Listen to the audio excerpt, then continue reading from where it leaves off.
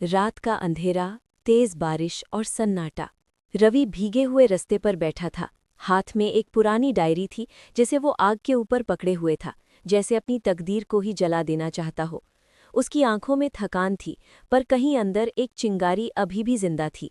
अचानक यादें उसे पीछे ले गई।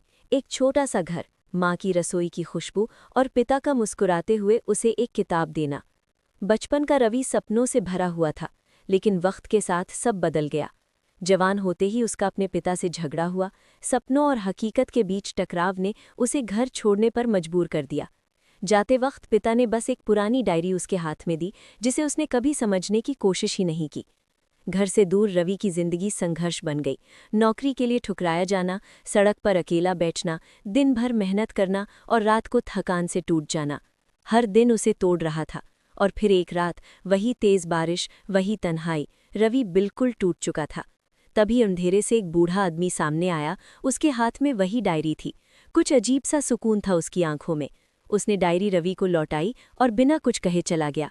हैरान रवि ने डायरी खोली। अंदर सिर्फ शब्द नहीं, बल्कि उसके पिता के सपने, सीख और जिंदगी जीने के तरीके लिखे थे। जैसे जैसे रवि पढ़ रहा था, उसकी आंखों से आंसू बहने लगे। आखिरी पन्ने पर लिखा था, अगर तुम ये पढ़ रहे हो तो शायद मैं इस दुनिया में नहीं हूँ।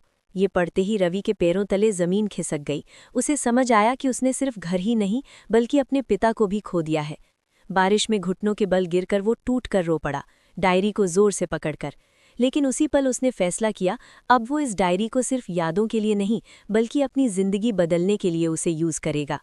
वक्त के साथ रवि ने छोटी शुरुआत की। सड़क पर एक छोटा स्टॉल लगाया, फिर धीरे धीरे अपनी मेहनत और पिता की सीख से एक सफल बिजनेस खड़ा किया।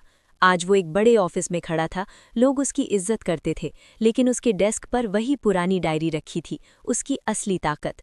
सुबह की रोशनी के सामने खड़े होकर रवि डायरी को अपने सीने से लगाता है, आंखों में हल्का सा आंसू और एक सुकून भरी मुस्कान के साथ, क्योंकि अब वो समझ चुका था कि किस्मत लिखी नहीं जाती, समझी जाती है।